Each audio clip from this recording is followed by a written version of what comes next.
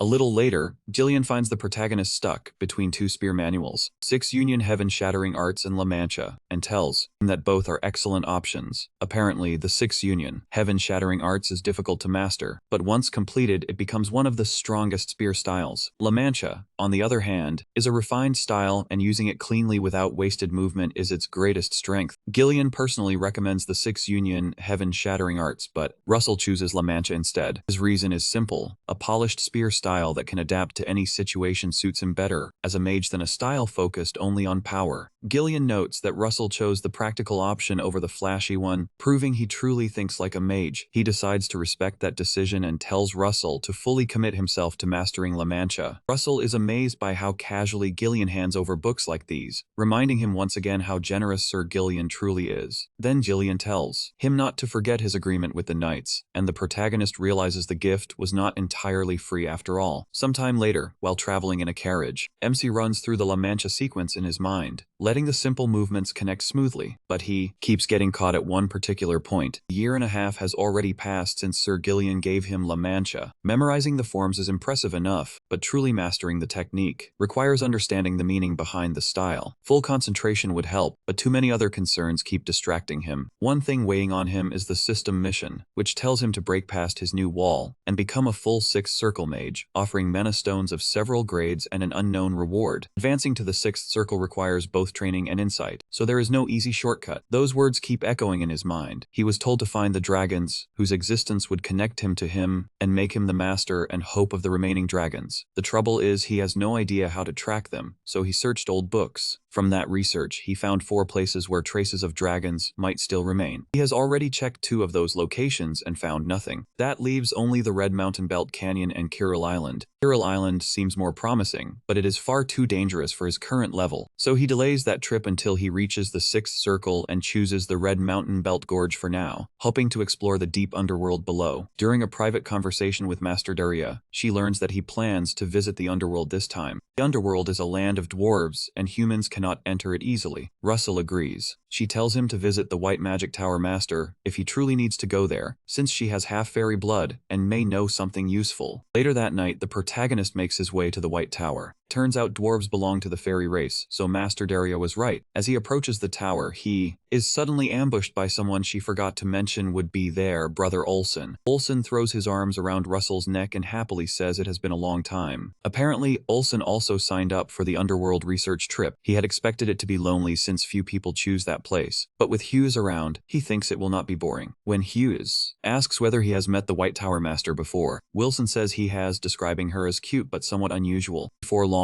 they are permitted to enter the tower. Russell is surprised by how charming and adorable the room feels. When they reach the main hall, they are welcomed by a young woman hugging a teddy bear. Olsen immediately bows, while Russell simply stares in disbelief. The White Tower Master recognizes them. Her name is Amelia Merwin, and she is the one who leads the White Tower. The White Tower Master is able to control wind and spirits. Perhaps it is because she is half human and half elf. She also gives off the pure mana normally found only in elves. Brother Olsen is surprised that she remembers their names and assumes it must be because Russell is famous. Amelia says it is actually because of the protagonist's unusual presence. She floats toward him and takes a curious sniff. Then she says he has formed a contract with a spirit. Russell quickly confirms it, especially because no one else had ever noticed before. She asks if he can summon that spirit, explaining that ordinary methods will not allow him to enter the underworld. They would need luck to find a hidden portal, a map showing one, or an artifact capable of detecting it. Since he has none of those, they will need a spirit's help to reach the underworld. Hughes then summons Pepper. Amelia immediately gushes over how adorable he is, while also noticing that he is a mid-grade mutant spirit. Meanwhile, Archduke Bismarck is contacted. A message comes from someone speaking through an enchanted skull named Karim. Karim says he came because it is contract day. Since Hypnos, the one tied to the Archduke, is busy, Karim had to appear. The Archduke is shocked that the 5-year deal is already over, and then he receives an apple he must eat when the term ends. The moment he bites into it, magic suddenly coils around him. He realizes that renewing this agreement might help him pursue immortality, but that possibility is blocked because of the side effects. After eating it, he tells Karim that Darius Snow White's disciple went to Red Canyon, but Karim says he already knows. What he wants is news about that hateful woman, and he can tell the Archduke is anxious about the border between Red Canyon and the Amazon forest. He believes Russell may become involved there, especially because of the issue with Blaine. Karim makes it clear that their secret operation is deep inside the forest, far from the canyon. Unless someone searches for it deliberately, there is no way they will discover it. Karim then leaves abruptly, saying other people are waiting besides the Archduke. That disrespect from a mere cultist infuriates the Archduke, and he decides he will deal with him after taking the throne. Then he suddenly notices that his precious plant has withered and realizes he must hurry. The next morning, inside a carriage, Olsen thanks Russell for making it easier to find the underworld. With Pepper's help, they should be able to track Gnome, the Earth Spirit, and locate the entrance. Soon afterward, they arrive at Red Canyon. Even from a distance, he can feel a strange power coming from the rocks, and he hopes to find some clue about dragons there. Olsen suggests they skip the city and head directly into the canyon, then run. Russell agrees, and before long, they step down from the carriage and lets Pepper follow the gnome's scent. As Pepper flies higher, he is suddenly attacked. A group of one-horned eagles swoops down on him. Wilson moves to handle them, but Russell stops him. Since Pepper told them not to interfere, Pepper suddenly releases a burst of fire. Flames drive off the eagles, and Pepper celebrates proudly right afterward. He then senses Gnome's trail and guides them forward. The place looks like it contains more than 300 caves, so checking them all could take forever and still not lead them to the underworld. However, Pepper brings them straight to one particular cave. When they enter, they quickly realize it is no ordinary cave. It lacks the dampness and stalactites usually found inside natural caves. Because of that, it feels man-made, almost like an artificial cave built to hide the entrance. It may also mean traps are waiting, but they still decide to enter and see what the dwarves have prepared. They lose track of how many traps they have avoided, and it already seems to be around the 15th one. Russell had assumed he could simply destroy the traps with magic. He never expected mana control devices to cover the cave, blocking his mana and forcing him to consider draconification. Just as he prepares to use it, he faintly detects mana while also. Wilson shouts for him to run. Since the mana control devices are absent from that spot, he immediately summons his flaming spear and uses it. The only reason one area would be left without mana control devices is that the teleport gate to the underworld is hidden there. Russell tears through the wall with his flaming spear and exposes the concealed gate. He realizes how advanced dwarf technology is since spatial travel cannot function without mana. That is why no mana control devices were placed where the warp gate stands. Wilson is impressed by Russell's discovery, and the two of them step into the gate. After passing through, they arrive in the underworld. The protagonist had expected a small underground settlement, but it stretches just as large as Endymion's royal capital. After they descend a staircase, several dwarves come toward them. The dwarves say it has been a long time since humans visited, as the warp gate is difficult to find. One asks whether they have the tribe's map or are spirit contractors, but says they will be welcome either way. The dwarves gesture for them to follow if they plan to enter the city, offering to guide them around, because the underworld is even more impressive once seen from within. Russell looks at the dwarves in disbelief, since he has never encountered their kind before. During the tour, they explain that the glowing stones embedded in the ceiling were placed there more than a century ago, and still shine like stars. As they continue showing off one marvel after another, Hughes feels they are boasting more than actually guiding him. Then Olsen walks over to him. He reminds Russell that although they came together, their research goals are different. Once Russell agrees, Olsen hurries after the dark-skinned dwarf and suggests they meet back here in 3 weeks. He ignores the protagonist's protest and leaves, while the protagonist is taken along by another dwarf named Miggy, who says there is still plenty left to show him. During the tour, Hughes notices a statue of a red dragon. He recalls the legend that the underworld was blessed by 2 dragons, and Miggy confirms it. According to the story, the silver dragon, ruler of iron and wind, gave the blessing of steel to the underworld's people, while the fire dragon, ruler of flames, granted them fire. The area around the statue was built when the fire dragon bestowed that blessing. The tale also says the dragon stayed there from time to time thousands of years ago. Hearing this, Russell thinks traces may remain if a dragon once rested there. He quickly asks Miggy whether outsiders can enter the altar, and Miggy agrees to take him inside. On the way, Miggy explains that weapons sold in the underworld are far superior to those from ordinary smithies. Because of that, people of other races also live there or visit often, especially those from the fairy race of the Amazon forest, who come to trade or purchase equipment. As they continue walking, Russell is surprised. Lady Elo cheerfully greets him, clearly happy to see him again. Soon after, an elder from the White Ash Tree tribe, also known as the Elas tribe, introduces himself as Scan. He recognizes Russell as the one who helped Ilo, and they exchange greetings. Scan says he had been curious about the person who aided Elo. Sensing an aura like a living volcano from the protagonist, he is shocked that a human could possess such pure mana. The protagonist soon learns that Elo has come to the underworld to buy weapons. It sounds strange, since a peace-loving elf needing weapons feels unusual. Russell asks whether something has happened to her tribe. His suspicion turns out to be correct. Monsters in the Amazon forest have started running wild. Elo sadly says this would not have happened if her blood had awakened, but Scan comforts her and tells her it is not her fault. In the past, Elo told Russell she carried the blood of the green dragon. That makes him wonder whether the White Ash tribe has any records or legends related to dragons. She says she knows nothing beyond inheriting a dragon's blood, but promises check her tribe's records if possible while he remains in the underworld. Soon, they reach the fire dragon altar, but Hughes notices nothing unusual and considers visiting the silver dragon altar instead. He then learns that both altars share the same place and structure, just as he once wonders whether there is truly nothing here. The others wait outside while Russell looks around. Then he places his hand on the statue, and a green light appears. Light appears and slowly begins to illuminate the eyes of the silver statue. Then the silver dragon says he has waited for a very long time and is relieved Russell arrived before his remaining life came to an end. As the green light intensifies, the dragon tells him to follow the path and find him, so he can show him their master, the origin of all dragons. Suddenly, a green compass marked with an arrow appears, floats above his hands while the dragon's voice urges him to hurry. The boy immediately runs in that direction, especially because the voice sounds as if its owner is near the end. As he runs, he notices the arrow shrinking, which means he is getting closer to the dragon guiding him. He flies upward and spots the place the compass is leading him toward. As he draws closer, the house seems far too small to contain a dragon, so he guesses it must be a disguise hiding the real passage. When he enters, he discovers a gate, proving his guess was right. As he moves toward it, a voice welcomes him as the future master of all dragons. Then the huge gate opens, revealing the true silver dragon Sylvator, who greets him. Sylvator says he wants to speak for as long as possible, but little time remains. When Russell asks what he means Sylvator explains that both his body and soul have grown old, and his eternal rest is close. While the protagonist wonders whether Sylvator can face death so calmly, because dragons live for 10,000 years, Sylvator returns the power he once entrusted to him and gives Hughes a silver horn. As the power passes from the old master Sylvator to the new one, the system notifies Hughes. It tells him he has inherited new power from the silver dragon through the horn of the divine dragon king, Wind Essence. The first powers he received were fire and lightning, and now he has gained a horn carrying wind power. Strangely, this one is called the Horn of the Divine Dragon King, not the Forgotten King. When Sylvader asks why the young master is putting off the succession of power, Russell explains that each horn's power raises his understanding of the elements within his mana. Because of that, it would be more efficient to reach the sixth circle first before using it. This surprises Sylvader, who laughs and says Russell is a master worth waiting 10,000 years for. After praying that all his wishes come true, Sylvader suddenly begins. He begins fading away, but says his mission will not end even if his body and spirit disappear. Sylvader will apparently leave his power to the child who carries his blood. Meanwhile, somewhere else in the underworld, Lady Elo is suddenly hit by a huge wave of power left behind by the late Sylvader. Back in the cave, Russell steps outside. He feels heavy-hearted because he still had countless questions, and his first real clue vanished before him. As he leaves, he suddenly runs into Ilo, who reveals two horns on her head glowing with bright light. When the protagonist asks what is happening, with her head she drops down to her knees and calls him the Lord of Dragons. She faints before she can say anything more. Hughes quickly rushes over to help and carries her away for treatment. While staying beside her, he is shocked to learn that Elo is the Silver Dragon's successor. However, it seems her dragon powers have not fully awakened yet. A little later, she wakes up and addresses him the same way she always does. Then the system tells Russell that Elo has begun awakening as a second-generation dragon, though she still does not understand her mission. Once she does, she must choose whether to awaken as a divine dragon or remain an elf. The message reassures him, because if she were forced to become a divine dragon, she would be tied to him as the Lord of Dragons. Still dazed, Elo asks why she is in his room. He explains that she collapsed in front of the gate, so he had to bring her there quickly, and she is relieved he found her. She wonders if this happened because of the horns. It seems a silver light flew into her just before she lost consciousness, and it appears the dragon essence within her has started to awaken. Realizing her companions must be worried, she decides to go and see them, then gives him her blessing. She wishes that the blessings of the forest remain with him on his journey before she leaves. The next day, Russell realizes he has more time than expected, since he thought finding any trace of the dragon would take 20 days. He decides to visit Miggy and his friend at their forge. As soon as he arrives, he takes an item from his storage and asks them to examine it. They notice it contains extremely pure mana, as if condensed mana had been solidified, almost like a dragon heart. Even so, the mana is far too pure to belong to a lesser dragon, and the object is too small to have come from a higher dragon. So they ask to keep it for a while and study it properly, and Russell agrees. The dwarves are delighted and rush off to check their dragon encyclopedia. The protagonist thinks they look like excited scholars who have just received funding. Afterward, he goes to the great library Miggy mentioned. The underground library is strange and filled with valuable knowledge. Normally, Hughes would not be permitted inside, but he gains access because he was recommended by masters. Among dwarves, a master is one of the finest craftsmen, and only 1 in 1,000 earns that title. The two dwarves he met both hold that rank, which surprises him. The underground library is vast and filled with ideas very different from anything found on the surface world. He has 19 days left before returning to the Flame Tower, so he tries to use that time to break through to the sixth circle. After 19 days, Russell realizes the goal is not so simple, and it may still be too early. He returns to the forge to collect the item, since he must leave that day and say his goodbyes. The dwarves are surprised that he has to leave so soon, and try to persuade him to stay a few more days, because although they have made progress, they still have not uncovered anything truly remarkable about the item. So far, they have learned that the mana stone did not form naturally. It is an artificial object created by someone for a particular purpose. When Russell asks what made them think that, they explain that its alchemical reactions match something they have seen before. They show him a book explaining that the item may be a kind of magnum opus, created by breaking off and refining part of something else. Magnum opus is an alchemical term that refers to a true masterpiece. They believe this mana stone could be just as valuable as the philosopher's stone. However, the greatest issue is that they still cannot identify what material it was made from. Even so, Russell thanks them, since that information is already more than enough. He says their help has shown him just how remarkable the underworld truly is, and they tell him to visit again whenever he can. As he leaves, he suspects the mana stone's material may be a dragon heart, a truth that would be truly shocking. When he arrives at the place where Olsen told him to meet, Olsen is nowhere to be seen. Apparently, this oil is the secret behind dwarven strength, and Olsen plans to modify it for humans once they return, which was his original research goal. Noticing Russell's troubled expression, Olsen asks if his research is not going well, but the protagonist admits that he actually found what he came here looking for. Olsen then realizes the real problem is Hughes' struggle to reach the sixth circle. He can sense the wall before him, yet he cannot break through it, and that frustration weighs on him. Olsen recalls the saying that 100 mages will find 100 different enlightenments. Such insight is delicate, and even well-meant advice can cause harm, so people usually avoid interfering. Still, a bit of simple advice should not hurt. Out of nowhere, Olsen asks if the protagonist knows he can lift 500 pounds, about 680 kilograms, which the protagonist is hearing for the first time. Olsen explains that he was not able to lift that much in the beginning, but after forcing himself forward again and again, one day he simply became able to do it. He says, magical insight works the same way. If you keep working at it every day, it suddenly comes to you. Those words remain with Russell, and he realizes he needs patience, since he has already grown greatly compared to a month ago. As they walk, Olsen points out the sunset over Red Canyon and says how beautiful it looks as the fading light blurs the boundary between the sky and the earth, making everything seem to merge together. Everything Hughes has learned, along with the walls he built step by step, begins to feel as if something greater is waiting beyond them. Suddenly, he enters a mental projection and realizes that everything he has learned and experienced can be expressed through formulas. Facing the burning red sunset, he decides to add the formulas he understands to that image, and all at once, he creates an original construct called Falling Sun. The energy that erupts is so powerful that Olsen has to stop him, fearing he might ignite the canyon. When Russell seems lost in a trance, Olsen casts a sleep spell on him, and Russell collapses against his shoulder. Olsen had offered advice about enlightenment, but he never expected the breakthrough to happen so suddenly. It will cause a huge stir in the academic world, because the protagonist has become the youngest Sixth Circle mage. System soon announces that he has reached the Sixth Circle and rewards him with high-grade mana stones, advanced-grade mana stones, intermediate-grade mana stones, low-grade mana stones, an unknown reward as well. Sometime later back at the Flame Tower, Russell reflects on the original construct, Falling Sun,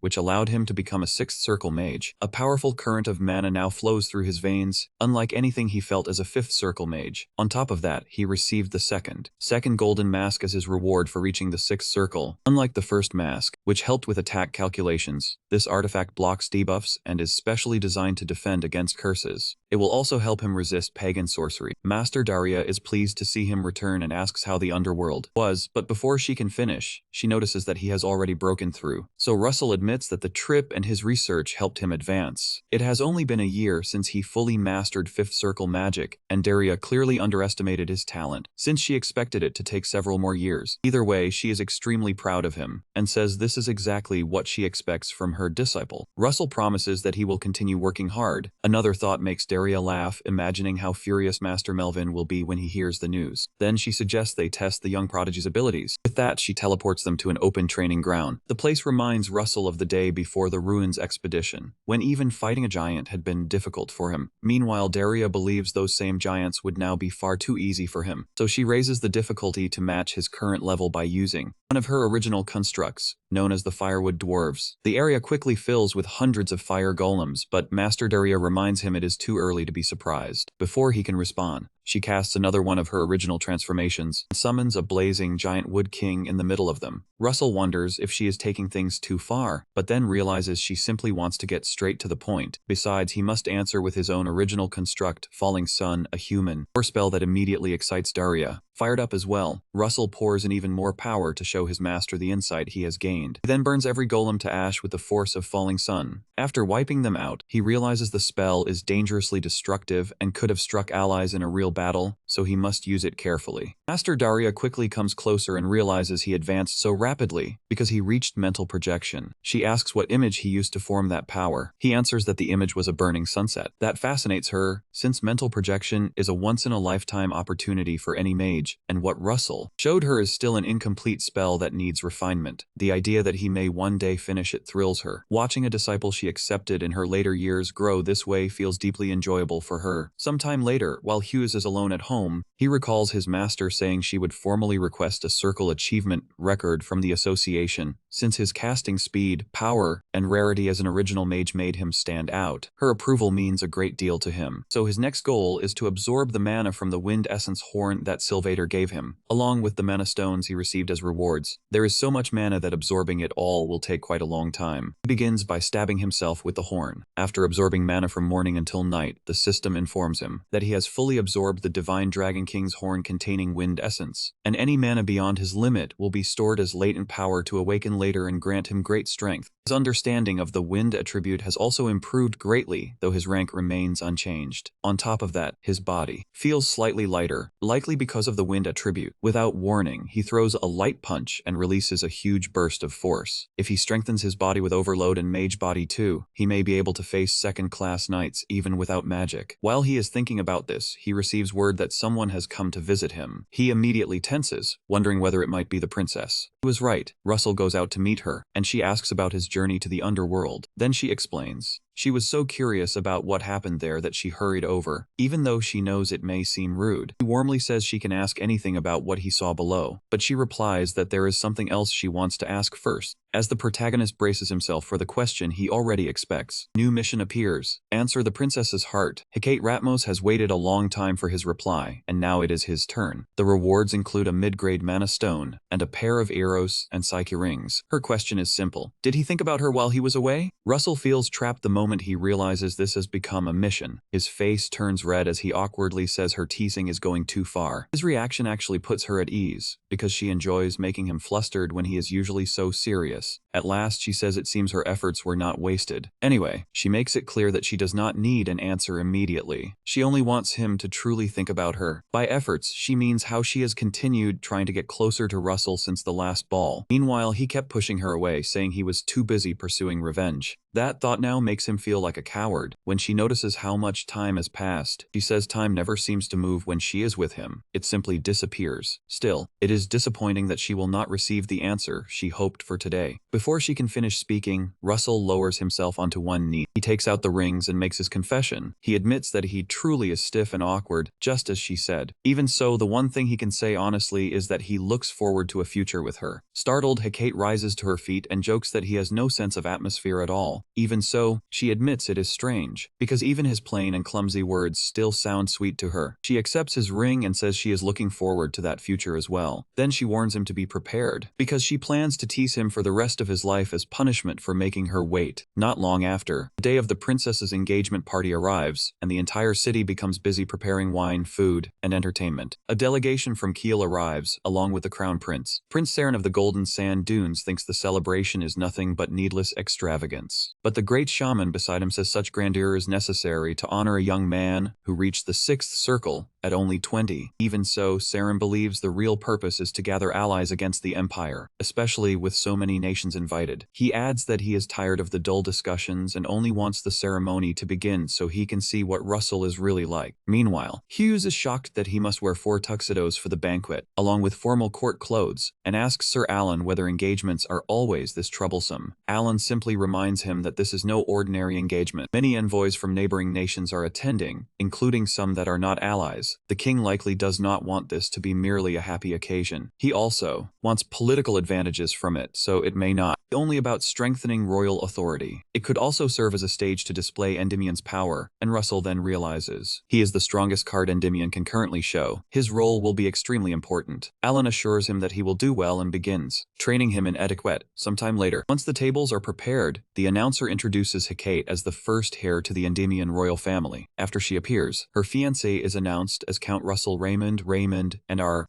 guy steps forward with calm and polished elegance. He enters, one guest doubts that this young man could truly rival a Tower Master, since he does not look especially impressive. Prince Saren tells him to test Russell instead of muttering from behind. When the irritated man asks how, Saren snaps his fingers. A group of magical snakes then rushes toward Russell, causing Hecate to cry out. The protagonist calmly tells her not to worry, especially since he had just been wondering what to do. Now the stage is perfectly prepared. He uses circle projection to reveal all 6 rings and burns the snakes away in an instant. He is left astonished after realizing Hughes truly has become a 6th circle mage. After displaying his ring, he sends a small flame into the sky and transforms it into bright fireworks to lighten the atmosphere. The brilliant display makes the celebration feel even more magnificent. Saren is impressed to discover that Russell has been concealing such remarkable magical power. It is far beyond what the rumors had suggested. Meanwhile, deep in a forest, one pagan speaks to Archduke Bismarck through a skull and reports that Daria's disciple is now engaged to the Endymion royal family. Bismarck notes that someone nearly equal to a Tower Master has joined the royal house. During their exchange, a forest monster attacks the pagan, but he quickly defeats it and is certain, like Bismarck, that it was only a foolish rat daring to show its fangs. Even so, the pagan mockingly congratulates the Archduke for gaining such a capable person in his royal family. Bismarck coldly replies that he has never considered them family, only filthy usurpers who stole what was his. When he asks about the forest excavation, the pagan admits it will still take several more years, so they cannot guarantee how many keystones remain intact. Still, he confirms they are Tartanos keystones, once used to seal the giants who fought for the continent. Even a small number of them would be enough to restrain an 8th circle mage. The issue is that disturbing the Tartana seal has already driven the forest monsters into a frenzy. Even so, this is useful for the Archduke, who believes those rampaging creatures can distract Endymion's forces and help the plan advance faster. The pagan finds it amusing that the Archduke can rejoice over or harm his own people, making him a true tyrant. They only progressed this far because records from the age of the gods were erased or damaged, including tales of the otherworld savior and the giants. A black-haired hero from another world once joined the dragons to seal the giants, but that story must never reach later generations, or it could ruin their plans. More interestingly, Pagan notices that Daria's disciple also has black hair and is growing at an unnatural pace. That could mean he carries the bloodline of the otherworldly savior. Even if that is true, he assumes thousands of years have passed, so Russell could not have inherited that bloodline perfectly. Still, to be safe, he decides to raise the level of threats aimed at him. After the ceremony, Count Raymond is surrounded by people, all trying to speak with him at once. Country nobles, local lords, and even foreigners gather around him, which means he will be trapped there for quite some time. Then Saren suddenly approaches him. The Prince of the Golden Dunes comes to congratulate him on the engagement of the century. Russell remembers. This is the man who sent the snakes, so he thanks him for the gift with a joke and asks for something different next time. The protagonist then asks whether his reaction was convincing enough. That response impresses Saren. Since Russell did not get angry about being tested, the prince offers him an alliance. The Golden Dunes is one of the wealthiest nations on the continent, so an alliance would be a huge advantage in a war against the Empire. However, Saren explains that he does not mean an alliance between nations. He wants one specifically with Russell. In the end, the two shake hands, both pleased with this new partnership. 3 days later, our guy finally feels relieved. The ceremony is over, and while he is alone, the princess comes to visit him and says she understands why he is exhausted, since he is not used to such events. She also brings several trade documents that had piled up because of the engagement ceremony. Still, she finished her work quickly because she wanted to see her fiancé. This makes Russell blush again, and he accuses her of teasing once more. Then he notices a letter among the documents, which Hecate says is for him. When he opens it, he realizes it is a research request letter she submitted in his name. That way, he will not have to be so cautious whenever he wants to go out alone. She asks if it was unnecessary. Instead, he hugs her from behind and thanks her for being so thoughtful. She finds it amusing that such a simple gesture could make him this happy, but then suddenly, she says she is tired. Finally, she turns to him with an alluring look and suggests they turn off the lights. Russell agrees. Before long, they head to bed and spend an intimate night together. Sometime later, in the City-State Alliance, at a place called Nichelle, an official managing freelance mages tells a man they do not have what he wants. Only 3rd circle mages are available. The man argues that only a 4th circle mage can drive away a pirate ship. Just then, a mage steps in after hearing this. When asked who he is, he presents his identification. He introduces himself as Raymond, a 38-year-old freelance 4th circle mage. After giving a formal greeting, he says he is looking for work heading to Khalil Island. In truth, it is Russell Raymond in disguise, using magic to alter his identity. Soon, they set sail, and the journey seems peaceful so far. The protagonist hopes nothing goes wrong before they reach Khalil Island. Meanwhile, another 4th circle mage, Carl Neiman, grabs his friend Aiden Owl, a 3rd circle mage, and urges him to drink with them. Aiden objects. He says they should not drink while on guard duty, but Carl insists they will not get drunk, especially since it is beer he chilled himself with magic. Aiden finally gives in, and Carl offers some to Raymond as well. Raymond accepts, though reluctantly, since he never expected to meet Aiden Owl here. In the future, Aiden will shake the academic world by improving a potion's effect by around 20%. But because Archduke Bismarck supported him, he had no choice but to hand that discovery to the Empire. This time, Russell intends to make sure Endymion receives it instead. As they continue drinking, Raymond notices mana flowing from Carl's bracelet and asks whether it is an artifact. Carl explains that it is an artifact meant to clear the mind. While they are still celebrating, a group of pirates suddenly appears, bringing around 5 ships with them. The man who hired them quickly runs off to gather the mages, but Carl only smiles, because he had already drugged the beer he gave to the mages, causing them to collapse unconscious. When the shipowner arrives, he sees Aiden and Raymond lying on the floor. and finally realizes Carl has been working together with the pirates. Carl admits it and tells him to choose people more carefully next time. Then he orders him onto the pirate ship if he wants to survive, but suddenly Raymond's ring begins to spark and releases a storm of lightning, activating the signature power of the Giant of Thunder's hammer ring. A torrent of lightning rushes straight into the pirates. Carl is shocked by the sudden attack and has no idea who caused it, until Raymond stands up and jokingly asks whether it frightened him. Carl is stunned that Raymond can still use magic, and then realizes he must be relying on an artifact. Since Raymond still wants to maintain the image of a fourth circle mage, he decides to let the artifact explain anything unusual he does. Then Raymond unleashes flames that surround Carl, and the man begs for mercy, but Russell pays no attention to his desperate pleas until Carl is completely defeated. After Carl is left beyond recognition, the shipowner can hardly believe he was a pirate and asks Raymond how he knew. Raymond says he noticed the artifact Carl had been using. It was a tool that leaked the user's mana and was probably used to signal the other pirates hiding nearby. Soon, the pirates surround the ship and latch onto it with their anchors. The owner begins to panic, especially because a fourth circle mage should not be able to handle so many pirates. He even considers paying them to leave. Raymond tells him to look after Aiden while he goes to feed the fish. Then Raymond rises above the ship and swiftly finishes things by raining fire onto the pirate vessels. Sometime later, after the pirate ships have been destroyed at sea, Aiden wakes up and asks what happened to the pirates, but Raymond gives no answer. He simply tells him to rest and says he sent a little fire energy through his mana path to clear the drug's effects. Aiden lies back down and apologizes for not being more cautious. Raymond tells him not to worry, then asks whether he wrote the research paper found with him. Aiden is surprised to see it. Raymond explains that he picked it up after Aiden dropped it while being carried to his room. He says the study on improving potion effects is fascinating, which excites Aiden. Because of that, Raymond offers to support the research. Aiden is grateful, but says collecting enough potions will be far too expensive. Raymond makes it clear that money will not be a problem and gives him an ID token to show at the Flame Tower. It will support him until he secures funding, and Russell is sure Master Daria Snow White will recognize the research's value. When Aiden reads the token, he realizes it belongs to Huiz, the war mage of the Flame Tower. He nearly loses control from excitement at meeting someone so famous, so Russell quickly tells him to keep quiet. He explains that he is in disguise for reasons he cannot reveal. In the end, Aiden admits that Russell is the first person to truly recognize the value of his research, and he promises to follow whatever Russell tells him. Sometime later, they draw close to Colwell Island, but the protagonist notices that the marks on his map have suddenly disappeared, leaving only a few words. Above the place where the River of Ice and River of Flames overlap, follow the River of Flames to its end and climb from there. The map seems designed to guide him there, but he still cannot understand its meaning. The crew drops anchor and the ship's owner thanks both mages for bringing the merchant group safely to their destination. Aiden humbly says he did nothing and almost says Sir Russell Raymond was the one who helped, but he quickly remembers that his current name is Raymond. The merchant gives them money as a reward and says he included more than the contract required. He wishes them good fortune on all their travels. After he leaves, Aiden feels disappointed because he wanted to learn more from Huiz before they had to separate. Then Russell returns to his true appearance, tells Aiden they will meet again at the Flame Tower, and departs. As he moves through the area, he notices there do not seem to be many humans nearby, which makes sense in a land of beastmen. While walking, he spots a monkey beastman. Eventually, he heads to a bar, thinking it is the best place to gather information in an unfamiliar land. When he enters, the bartender greets him, and he orders an ice-cold beer. When he pays extra, the bartender says it is too much for one drink, so Russell tells her to treat the change as payment for answers to his questions. She smiles and eagerly asks what he wants to know, and the protagonist asks if there is a river of flames on the island. The bartender does not know that name, but says there are places where lava flows. Apparently, Colwell Island was formed by a volcanic eruption, though it has not erupted for centuries. He also asks whether there is a place where a river of ice and a river of flames overlap, but she clearly does not understand what he means, so he tells her not to worry about it. In the end, Russell decides he has no choice but to search the area himself, so he makes his way toward the middle of the island. On the way, he runs into the same monkey beastman from before, who asks whether he needs a guide, offering his services for 2 silver an hour. The beastman promises Russell will not regret hiring him, but Huiz immediately thinks the man is an obvious fool trying to scam him again. Even so, he follows along as the monkey explains. Among those living near the coast, no race is more connected than the monkey beastman. He claims they know the area best, and Russell agrees before asking exactly where they are going. The monkey cheerfully insists he is simply taking him where he wants to go, but the protagonist points out that he never actually told him where that was. Once the monkey realizes Huiz has grown suspicious, he asks when Russell noticed and why he kept following anyway. Russell answers that he came came because he needed someone to work for him. Realizing he has been tricked, the monkey complains that he would have spared Russell if he had handed over his things quietly. Now he changes his mind and threatens him as the group of monkey beastmen. The gang rushes toward the protagonist. Russell casts a lightning spell and asks if they truly believed he would step into a trap without preparing a backup plan. The monkey immediately recognizes as a wide-range spell and shouts for everyone to retreat because it will hurt. Before they can move, the chain of lightning strikes them all and knocks them down. Russell spares only the one who guided him there and says he has several questions and the answers had better be correct, while holding the crackling spell right before his eyes. Russell asks about a place where the river of ice and the river of flames overlap. But the monkey apologizes, saying he has never heard of such a location. When Russell asks if he lied about knowing Caldwell Island better than anyone, the monkey nervously explains that no such place exists on the island's outer ring. When Russell asks whether it could be in the inner ring,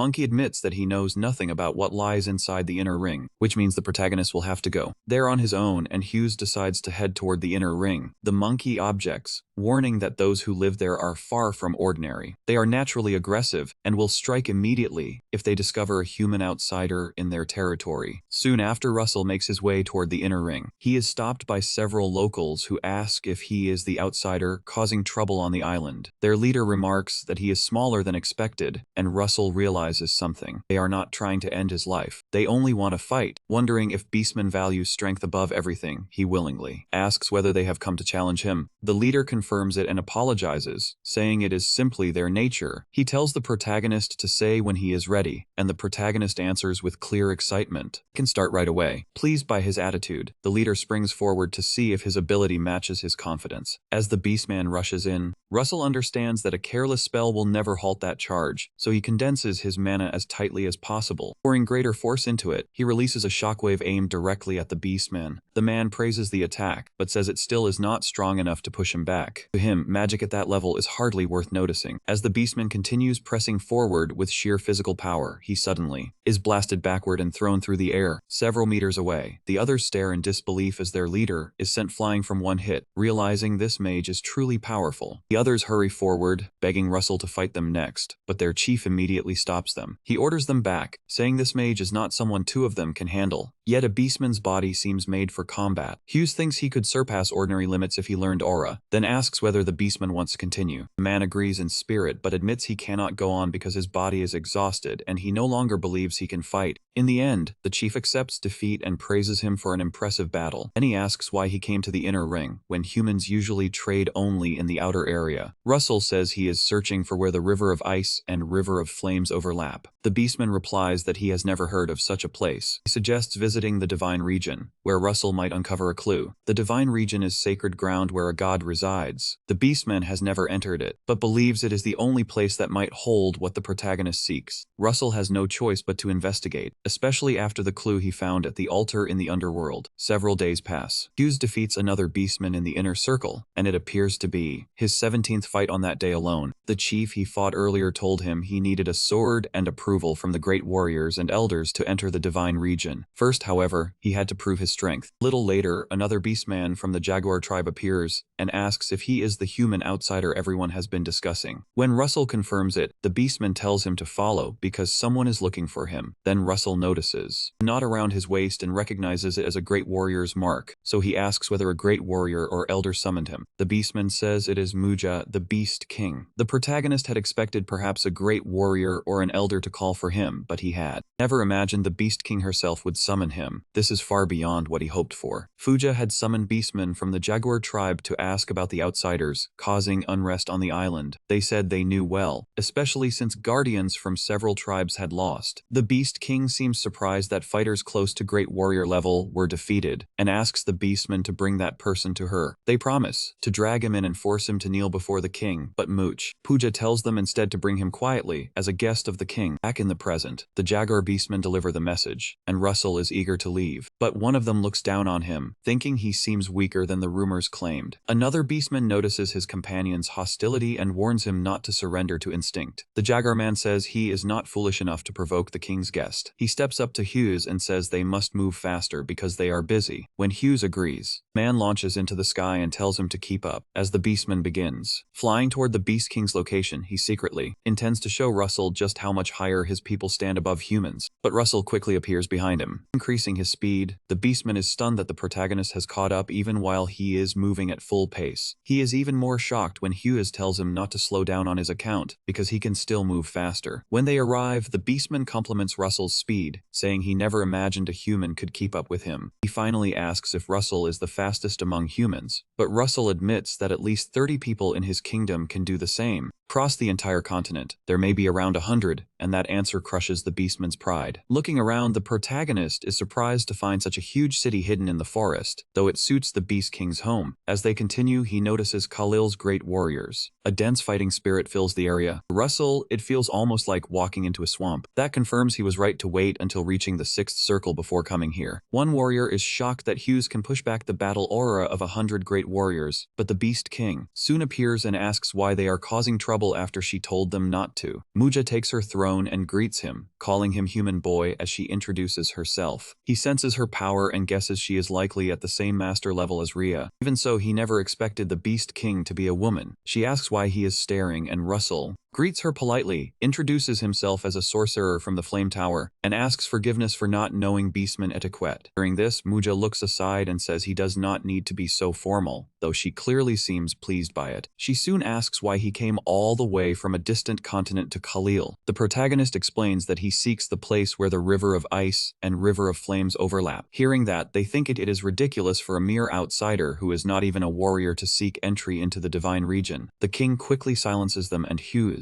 He asks if no outsider has ever set foot in the divine region, or whether some rule makes entering it impossible. Muja realizes his judgment is sharp. With power rivaling the great warriors and insight that could help the beastman rise again, he captures her interest, so she tells him to continue. He asks once more if anyone acknowledged as a warrior is allowed into divine region. Muja asks whether he means a human wishes to challenge the warrior trial. The protagonist admits that if this is the only proper path into the divine region, he is prepared to take the test. He is told the rules are simple: survive in the canyon for 10 days, with no food provided, meaning he must find his own and face 5 opponents. He must defeat great warriors each day. Russell understands the trial tests willpower, survival, and battle skill, while the strange dark energy from the canyon makes him realize something more is there. He understands that he must stay cautious and keep his mind from wavering. Soon after, Muja tells him it is time to enter the canyon, and the warrior trial will begin the moment he goes in. The instant he jumps down and lands, the trial officially starts. Inside the canyon, he immediately senses that the dark energy is far stronger than he expected. He then recalls hearing that Jormungandr's body rests here, the serpent that brought down Fenrir, the first Beast King. Suddenly, several snakes rushed straight toward him. Mage calmly summons Pepper, who forces them back with a burst of fire. Afterward, Mage casually says snake meat will be dinner tonight. By the final day of the trial, Muja is amazed by his remarkable endurance and skill. Magical fire he created has burned for 5 full days, and even after facing 20 great warriors, he remains unharmed. Seeing such an irresistible challenge before her, Muja realizes she can no longer restrain herself. Ignoring the wishes of her warriors, she leaps down into the canyon. Russell complains that it seems a little unfair for her to join the battle as well, but she says watching someone so strong has stirred her fighting spirit, and technically, she is also a beastman warrior. She proposes a deal. If he withstands 5 of her attacks, he passes the warrior trial, because she has no intention of treating him unfairly. The protagonist finds the offer appealing, since it means he may have nothing more to face afterward. If he can survive 5 attacks, he is done for the day. But the Beast King is clearly far more dangerous than the great warriors. Since this is what she wants, he accepts and immediately prepares himself. He quickly activates Draconification, and the sudden surge of power shocks the warriors, making them wonder whether Russell is truly human. At the same time, the Beast King becomes even more interested after seeing his full power. To her, it means she can enjoy the fight, even if the fun may not last very long. Hughes tenses as she charges straight at him. Filled with excitement, she swings her weapon toward him with fierce intent. Russell reacts quickly and blocks the strike with a shield. As expected from a monster among monsters, he soon has his hands full, just trying to withstand her relentless attacks. He eventually uses ice energy to slow her movements and buy time, launching it at her, but she does not hesitate. She simply forces her way through it, and laughs with excitement. Although Muja already finds him fascinating, she rips a stone from the ground to stop his next strike. When the icy blast reaches her, she admits the move was interesting and counts it as 2 exchanges survived by Russell. He realizes he only needs to endure 3 more, but Muja is already rushing toward him again. She charges barehanded and throws a punch, but he blocks it with his spear. He immediately calls Pepper, who unleashes fire at her. Even then, Muja pushes through the flames and lands a heavy kick on on Russell, sending him crashing into a rock. The protagonist springs back up and uses his lightning ring to call forth his electric hammer. The moment Muji sees it, she knocks the hammer away with a single punch. She drives him back, then grabs the hammer and slams Russell to the ground with it. He quickly casts Falling Sun, forcing her advance to stop. Hidden within Falling Sun is the Gaibog Spear, prepared as a follow-up if the first attack fails, and Hughes releases both strikes at the same time. When the smoke finally clears, he is left breathing heavily. The Beast King then chooses to stop, since he can no longer continue, even if she wants more. She admits the fight was enjoyable and declares that he passed, right before he loses consciousness. Sometime later, Russell wakes to find his entire body wrapped in bandages, with Pepper staying right beside him. The Beast King tells him Pepper never left his side, but he suddenly panics when he notices what she is doing. He sees her beginning to remove her clothes and quickly reacts. Using Pepper to cover his eyes, he asks what she is doing. Confused, Muja says she only wanted to show the passionate marks he left, making him blush and ask when that happened. She then suddenly tosses Pepper aside and reveals the mark on her shoulder. She says she never expected him to make Falling Sun explode through a spear, and the burn would have been far worse if she had dodged any later. It seems his final attack did have an effect, though the wound is too small for him to proudly count. When Mujin notices how red his face is, she checks him and confirms he does not have a fever. Then she realizes it must be something else. She asks if he looks that way because he desires her, speaking so bluntly that he becomes even more flustered. She says that if this is the reason, she may start calling him a man instead of an outsider. As Russell tries to calm her down and make her listen, Muja moves closer teasingly and says she would not mind accepting him. Hughes senses the intense energy surrounding her. He stops her and says he already has a lover to whom he has promised his future. After realizing he truly does not want this, she finally steps back. At last, Russell asks whether he is now allowed to enter the divine region, and Muja says no one would be reckless enough to object after witnessing what he did yesterday. Most would probably only admire his power. Filled with excitement, he asks when he can leave, and she says only after his body heals, which the doctor estimates will take at least 2 months. 3 weeks later, he flies with the Beast King toward the divine region. Muja is stunned he recovered so fast, unaware overload and his mage body made it possible. He thanks her for personally guiding him, then wonders if she has no royal duties to handle. Muja explains that their idea of a king differs from humans as they approach. When they get near the divine region, she tells him to descend into the chasm and hover just above the water. Cooney notices an opening, and she instructs him to go inside. Russell is amazed that such a hidden space exists within the cave. After they enter, she points toward a stream and explains that it supplies water to the lakes both inside and outside the region. She says the water flows from the divine region, so to enter, he must follow it upstream. Then she decides to remain where she is and allow him to attempt it by himself. As he makes his way up the river, he discovers he finally arrives at the divine region, the sacred land where the Beastman's god is said to reside. While crossing the Hughes River, everything appears ordinary at first, until he reaches a point where the river separates into 2 different colors. Since his task is to reach the end of the River of Flames, he continues moving toward where it begins. He discovers that the river starts from a volcano. However, the maps indicated that something significant should be located here. When he sees bubbles rising from the water, he realizes the thing he seeks may be easier to find than expected, since those bubbles suggest the river is connected to another place, likely the real source of the current. He dives beneath the river and discovers another underwater cave. Certain this is the right place, Russell calls Pepper over to search for any trace of magic in the darkness. Pepper quickly follows a trail until they find Ignore, the fire dragon. Though Ignore is gone, his essence greets the young master and apologizes for not waiting until his arrival. The dragon reveals the divine weapon Brahmastra, explaining that he stayed behind to pass on this powerful magic. Russell senses its strength even before touching it and wonders whether someone at his current level can truly withstand such power. Suddenly, the system announces that Fenrir's corrupted will, belonging to the first Beast King, is responding to the divine weapon Brahmastra. It states that Fenrir's will is beginning to take shape and commands him to purify it. The next moment, Fenrir appears directly before him. The protagonist is shaken by Fenrir's overwhelming presence. It feels less like an ordinary monster and more like a sacred beast, yet it. Hinner desperately urges him to take the weapon. Russell seizes it, and a vision appears. Warriors and giants march toward a woman, and she swears she will erase every one of them, but the giants immediately throw themselves at her. Hughes expects her to evade the attack, yet she merely turns back and smiles at him, making him wonder whether she can truly see him. He then notices the scales and horns upon her head. They form something like a crown, and only then does he realize she is the divine Dragon King. As she fights the giants, she creates Brahmastra, a divine weapon powerful enough to threaten even a god, and says it will one day guide him like a torch. Linked with the spirit of the divine Dragon King, the present-day Russell hurls Brahmastra Fenrir's will, and he is stunned when a single strike destroys it. The weapon's force feels close to the 8th or 9th circle. As Fenrir's corrupted will is cleansed, a man appears and introduces himself as one who inherited dragon blood. He then asks a favor of the great dragon master. The man gives him an item and asks him to deliver it to his children. Russell recognizes it at once as the beastman's treasure, the symbol that binds their people together. The man hopes the protagonist will free them from the chains holding them down. Immediately after, the system informs him that Fenrir's corrupted will has been purified, and Brahmastra will now become his reward. As it moves toward him, Hughes cannot endure the intense fire energy. It feels as though the mana veins throughout his body are being scorched, even with his current understanding of fire. He should not be suffering this badly. Yet what strikes his mana veins is advanced magic, with formulas near the 9th circle, and if he cannot control it, his mind may collapse. Soon afterward, the system announces that Brahmastra has expanded his brain and deepened his understanding of the weapon. Then Brahmastra begins reconstructing his brain. When the process finally ends, he loses consciousness. Pepper immediately rushes to his side, crying in fear that something terrible has happened to him. The divine dragon tells Pepper not to worry, explaining that Russell only fainted from exhaustion and will wake soon. She says her son Ignor was destined to serve him, then asks whether Pepper will inherit that power. When Pepper looks uncertain, the divine dragon explains that he need not be surprised. As both part dragon and part spirit, he is more than qualified. Then the power takes shape and is released as an egg. The divine dragon says she hopes Pepper will become the new fire dragon and continue traveling with him. She also hopes he will carry on the dragon bloodline. After Russell regains consciousness, he sees Pepper eating something strange, and he has absolutely no idea what is going on. Before long, the system informs him that Pepper has inherited the fire dragon's spirit. Soon, Pepper is wrapped in a strange state, while the system explains that digesting the power and becoming a second-generation dragon will take a long time. Not long after that, Pepper falls into a deep sleep. Then he slumps to the ground. Concerned, the protagonist quickly carries him outside. He regrets not spending more time playing with Pepper before all this happened, unsure what fate might be waiting for him. When he steps outside, he sees Muja, who can read from his expression that something has happened. He has discovered something remarkable, so he places it in her hands. It is the item Fenrir gave to him. Shocked, she immediately asks him to tell her exactly where he found it and how it came into his possession. Not long after, Muja explains that the object is known as the Moon Crystal and then asks him a question. She asks if he knows why the beastmen are confined to Kolo Island. Russell assumes they stay together for safety because their population is small, but Muja says otherwise. She says that idea makes no sense, since even the long-eared archers, the elves, and the earth trunks exist elsewhere. In other words, the dwarves already live on the continent, and they are stronger than the beastmen. The truth is that they remained on the island to search for the very object in his hand, once owned by the first Beast King. Hearing King Fenrir's name, Russell wonders if this is what the dragon meant by chains, so he asks why Muja values it so deeply. Muja explains beastification, a power that raises combat ability by awakening the beast engraved in one's blood, especially under the full moon. During a full moon, they can activate lunar beastification, which is 3 times stronger than the normal form, but this moon crystal changes that. With the crystal, they can use that power even without a full moon. After their conversation, Hughes asks one favor from her, to train with him once a day until he leaves. Soon, their sparring begins, and Russell is sent flying into a nearby rock while Muja watches him. Muja teases him for already gasping for air when the fight has barely begun, then tells him to get himself together. She says that if he stays this week, he will never deserve the person he wants to share his future with, and her words drive him back into motion. He casts one of his own spells and boldly declares his resolve. He says he still has plenty of strength left, then launches 5 Gaebulg spears at her using his death magic spear attack. Muja admires his spirit as she blocks all 5 spears, which burst apart moments later. Once the smoke fades, Russell understands that Muja is terrifyingly powerful and wonders if he can face her without using draconification. A moment later, Muja approaches him and asks if he is already finished. He tells him to transform like he did before, but the protagonist says he is training his fundamentals, so draconification would ruin the purpose. She does not care and says this is not enjoyable for her at all. She tells Russell she wants him to become their bridge to the outside world. Now that the moon crystal has been found, she plans to lead the beast folk off the island within a few years. Hughes does not fully understand her request, since he has no authority to grant any of Endymion's territory. Irritated, she clarifies that she only wants a small piece of land, just enough for her people to settle. That makes him brighten. He asks the Queen of Beasts if she wants to join Endymion, and she says yes, even offering to bow to his king and aid in wars and border conflicts. Realizing she is willing to go that far, the protagonist is delighted by her answer. Later, at Endymion's palace, the king gathers senior officials to discuss whether the beast folk of Kolal Island should be allowed to migrate. The finance minister immediately objects, saying there are more than 200,000 of them, and supplying enough food and shelter would become Hughes's burden. The military minister counters that even if only half of them join the battlefield, their forces would gain an enormous number of soldiers. As a result, the room quickly divides into two opposing sides. The king brings the heated argument to an end. He says they are arguing without enough information, so he asks Russell, the princess's future husband, to speak, since he personally met them and spent time among them. Hughes explains that the beast folk are naturally rough around the edges. Still, their culture is not truly that different from Endymion's. Even if they have certain needs, they need new land, but he believes accepting them would greatly strengthen the army and make the arrangement worthwhile. Gillian then asks just how powerful Muja truly is. Russell says that after training with her, he would rank her 3 levels above McCrae Hughes. When Hecate realizes the Beast King is a woman, her body stiffens. The White Tower Master interrupts and asks whether Muja only seemed that strong because Russell himself is weak. Gillian quickly tells the White Tower Master to settle down, but the situation changes at once. Amelia calls him foolish, says he is fixated on a child, and demands to know why he keeps referring to the protagonist that way. Gillian simply laughs and says the Beast King is a warrior, not a mage, so his judgment is suitable because he trains in aura. Amelia finally steps back, though still annoyed. Gillian then sends a storm of weapons toward Hughes to test him. Hughes is stunned that Gillian can shape hundreds of weapons from aura alone, and instead of blocking them, he chooses to deflect each attack. Gillian is surprised. Hughes can now knock away his aura attacks, proving that he has clearly grown stronger. He wonders whether Hughes's battles with the Beast King helped him break through in some way. After the protagonist passes the test, Sir Gillian apologizes to the king for the disturbance, and says Hughes's judgment can be trusted, especially considering his ability. With that settled, the king says the remaining issue is confirming the Beast King's true intention, whether she is sincere or hiding another plan. Russell quickly says she is probably being honest. He then shows the necklace she gave him as proof. It was made from one of her fangs, a sign meant to prove her sincerity. After hearing more, the king says they will continue discussing the matter later. Still, unless something unexpected occurs, Endymion will accept 200,000 beast folk. He also calls it a remarkable achievement by Count Hughes Raymond. Russell objects, insisting that he only happened upon the matter and never acted with the goal of earning praise. However, the king insists that it still counts as a significant contribution. He grants him the title Count Morningstar and gives him the right to choose one item from the Imperial Vault, ending with the hope that he will continue shining for Endymion. A single treasure from the Imperial Vault is worth at least billions in gold, so the protagonist feels the reward is far too generous. Even so, he begins to wonder whether the king has some other reason for offering him so much. While he is still thinking, Master Daria tells him to come to the reception room after the meeting, because His Majesty something urgent he wishes to discuss with both of them. Sometime later, Russell shows Hecate a jade hairpin, saying he heard women use it to hold their hair in place. Hecate says she has heard of it as well, then asks why he decided to buy it. Our boy admits he thought it would suit her beautifully, and she shyly replies that those words make her happier than the gift itself, as he helps her put it on. Hecate reminds him that he said the Beast King was a woman, asks what kind of relationship they have. Russell stammers in panic and accidentally drops the hairpin. He then insists they only had a duel, exactly as he told her before. Kate picks up the pin and points out that this still does not explain why Muja gave him a necklace made from her fang. Hughes panics as Hecate corners him with the hairpin, fully aware that he has fallen into trouble. After some time passes and he finally manages to escape, he realizes he never expected Hecate to become jealous. Part of him thinks it is unfair, yet another part of him feels happy. Fortunately for him, the king appeared at exactly the right moment. The king then reveals something startling. He has been reviewing old records related to House Raymond. After some investigation, he discovered that the report claiming their territory returned to the National Treasury was false. In reality, it had been seized, which forced Russell, from his homeland. The king apologizes for his failure and even bows the protagonist and his family, but the protagonist urgently begs His Majesty to lift his head. Then Hughes remembers being called foolish for thinking the empire caused his father's death. If the report shown to the king was forged, someone within Endymion caused that tragedy. Hecate places her hand over his to comfort him. That simple gesture helps Russell regain his calm. Though the king knows it cannot truly repay everything, he still gives him permission to enter the 6th basement level of the Louvre Museum. The protagonist heads there immediately, planning to visit the Imperial Vault afterward. Before long, he reaches the 5th basement, which most believe is the lowest floor, though another hidden level lies beneath it. 6th basement contains the Magic Tower Master's views on magic, along with records of original spells, and only those who receive direct permission from the king may enter. When he opens the permit, teleportation magic activates and carries him to the 6th basement. The place is filled with thousands upon thousands of books. He has only 48 hours here, so reading everything is impossible. To make matters worse, this place blocks magic, meaning he cannot use image magic and must be very careful about what he chooses to read. Soon, he discovers a book called Dragon's Roar written by Erwin, the Yellow Tower Master of the capital 400 years ago. It immediately catches his interest. As he reads, he learns that Erwin transformed 5th circle earthquake magic into a 7th circle spell. He achieved it by gathering scattered mana from deep underground, drawing that power upward toward the surface, then releasing it outward as a fan-shaped shockwave. As he studies, the system announces that his understanding of advanced earth magic has slightly increased and reached its current limit. A screen appears with a mission to push advanced earth magic beyond that limit and reach mastery rank. The reward is advanced mana stones and 2 earth dragon footprints. He is stunned to see a dragon trace listed as a reward, since after finding the silver and fire dragons, he had no idea where to find the others. The only issue is that he still does not know how to raise his earth understanding to mastery, so he decides to memorize as much as possible from the books. After reading through several of them, however, he realizes that memorization alone is not enough. Then he remembers being told he can take one book with him once the 48 hours are over. After carefully considering which book to choose, he spots a book held by a nearby statue and wonders why it is not placed on the shelves. He walks over to inspect it and finds a book titled Transcendent Dream, written by the Founding Mage. The Founding Mage is Luther the 100th Raymond, the ancestor of Hughes's family. Transcendent Dream is also the spell most closely connected to Luther. The stone statue is clearly carved in his likeness. Russell wonders whether Luther intended for him to discover it. At that moment, Master Daria suddenly teleports into the room. She immediately scolds him for staying awake for 48 hours, especially after she has always warned him how important rest is for his body. Once she finishes lecturing him, she notices the book in his hands. She explains that Transcendent Dream surpasses the human form and recreates magic in its purest state, breaking the world's limits. Stories say the Founding Mage once became a giant tsunami. He also turned into lightning itself amid heavy rain. Merely imagining such a thing and bringing it into reality. Exactly why Transcendent Dream is held in such high regard. Russell is amazed by how highly she praises it, and Daria makes it clear she will not stop him from trying to learn it. Even so, she warns him to be careful. Transcendent Dream is an 8th circle spell, and in some ways, it reaches even beyond that. If something goes wrong, it could overwhelm him. Because of that, the protagonist decides to proceed carefully. Soon after, the two of them head toward the Imperial Vault outside the city. On the way, Daria says they will begin with the first treasure vault. The first vault stores accessories, the second holds weapons, and the third contains all other treasures. When they finally arrive, she tells him to watch closely as she opens it with encrypted magic circles layered with dozens, perhaps hundreds of traps he could never handle. They have opened it on their own. The river parts before them, exposing a staircase that leads downward as they begin their descent. She reminds him that, just like at the museum, he may take only one item. As he confirms this, his ring suddenly begins to react. Lightning sparks from it, and the cloud ring starts to stir. It begins releasing electricity by itself, unlike the way it behaves when Russell uses it in combat. Rather than a battle response, it feels as though the ring has sensed an old companion it has long been missing. He says the ring's other half must be inside the vault, meaning the artifact was made in 2 parts. Most artifacts function by themselves, but some reveal their true power only after reuniting with their missing half, just like his golden mask. On top of that, most of the dragon-related artifact rewards he has received so far seem to come as paired pieces, and the ring sends out a beam of light toward its other half, making Russell wonder what kind of artifact could provoke such a powerful reaction. Following the beam, they discover an artifact known as the Jade of Clouds. It has the power to manipulate weather, a field so difficult that fewer than 10 mages on the continent can supposedly use it properly. He explains that the ability is extremely powerful, but dangerous too, since it consumes vast mana and requires a long casting time. Even so, he feels the same pull he once felt when holding Brahmastra. Russell chooses the Jade of Clouds, even though another artifact might have been more useful in practical terms. The instant he takes it, the Jade suddenly shatters and is drawn into the ring. The system then announces that he has obtained a wing fragment of the Cloud Dragon, a ruler of weather and clouds, and a rare mutant lightning dragon. Hughes is stunned by this revelation. In academic theory, lightning is treated as a branch of fire, since it does not fit neatly within the usual 5 elemental categories. Because of that, lightning mages are rare and highly prized, making this reward priceless. In truth, the Jade of Clouds can do far more than simply alter weather. Before long, Daria grows impatient and urges him to test the artifact's power now that it has reunited with its missing half. So they head outside, where Russell activates the Cloud Ring's somersault form. He launches himself into the sky, rising far beyond any normal jump. It is faster than ordinary flight magic, and he can change direction without slowing down. However, it drains mana quickly, so he begins to tire in a short time. The next ability he tests is the Cloud Ring's weather form, which summons a thundercloud. As Daria watches, she says that this level of power could easily destroy a small castle, but then he suddenly loses consciousness in midair. When he falls into the water, she realizes his mana is not yet enough to control it. Sometime later, Russell comes to himself. After finally waking up, he heads to the Magic Academy Society. Since his whole body aches, he decides to use the Cloud Ring only when truly necessary. He prepares to continue his mission of raising his advanced earth magic to the mastery level.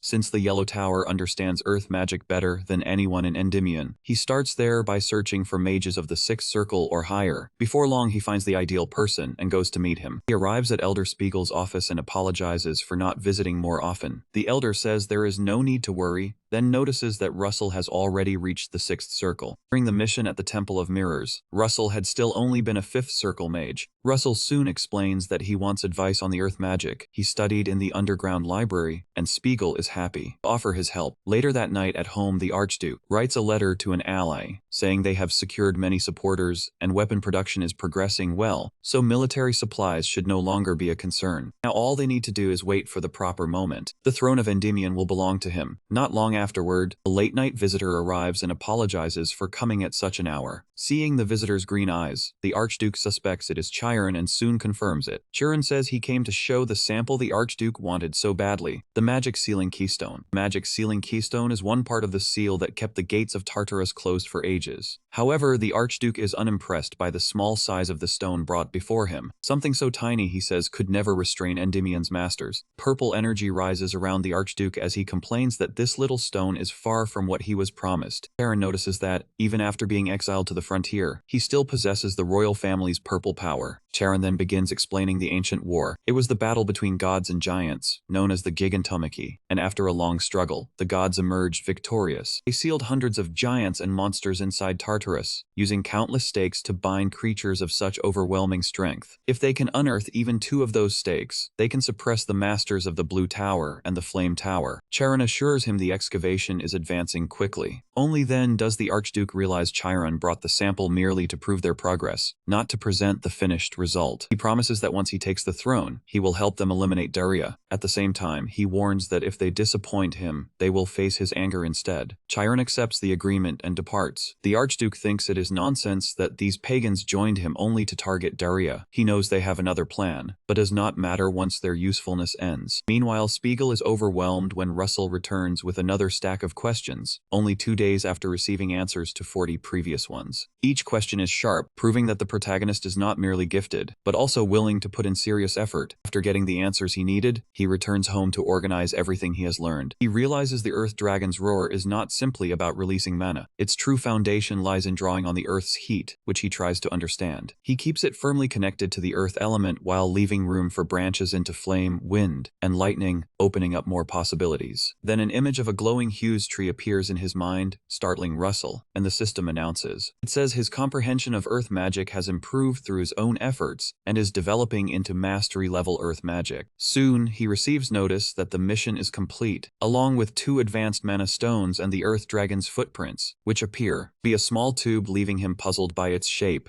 and he has no idea how it is meant to be used, especially because he had expected a map like before. When it does not respond like a weapon, he notices an unusual pattern and quickly rubs ink across it, realizing it is not an ordinary stick. The marks transferred onto the paper align like stars in a constellation. That means it is likely a star map. As soon as he understands this, the system gives him a new task: locate the place shown on the star map and enter the Earth Dragon's dwelling. It says a light will guide him once he gets close. The rewards include the Horn of the Divine Dragon King, Earth Essence, 5 advanced mana stones, and 7 low-grade mana stones. Delighted by the new mission, Russell wonders why the system did not simply give him a proper star chart. However, it seems he will only discover the reason once he reaches the dragon's lair. His next task is to determine the location, so he uses the North Star as a reference and identifies the destination. It turns out to be the Nadia Desert. Soon after, Hivkarit hears from Daria that Russell has once again requested permission to conduct research abroad, and when he apologizes for leaving, she says she is not some narrow-minded woman who cannot understand why her man must go, though she still worries about him. Even so, she asks him to send updates now and then, and he promises that he will. Then he kisses her on the cheek. As he prepares to leave, she complains that it is not nearly enough. Later, the protagonist stands beneath the scorching desert sun, grateful that he followed Hekit's advice and joined the merchants. At last, he understands why the clue was given as a star map instead of a land map. Every gust of wind shifts the sand, constantly changing the dune's height and position. One merchant offers him a robe, explaining that despite its length, it helps keep the body cool. Russell politely refuses the offer. Then he suddenly senses a tremor rising from beneath the sand, as though something huge is swimming underground. A massive monster soon emerges. A huge monster known as Torko bursts from the sand, and the merchants immediately scatter in panic. They understand that trying to fight it would only lead to certain defeat. Russell merely observes while a merchant woman shouts for him to run, but he tells her to stay close if she wants to remain safe. To Hughes, this is an ideal chance to test his new magic. He learned it from an old book written 200 years ago by Gail Glowman, which he discovered in the basement of the 6th floor. He swiftly casts a burning whirlwind spell called Desert Flower. The spell coils around Torko and overwhelms it with flames until the monster falls, leaving the merchants speechless, able only to wonder who the mage was who had saved them. Then poisonous blood from the fallen Torko splashes onto Russell's camel, so he sinks the animal into quicksand before the poison has a chance to spread. Once the matter is settled, the woman from earlier approaches and introduces herself as Anne Mashling of the Kurtberg Merchant Association, expressing her gratitude for saving them. Russell gives the name Richard and asks her for a camel after she offers him any reward he desires.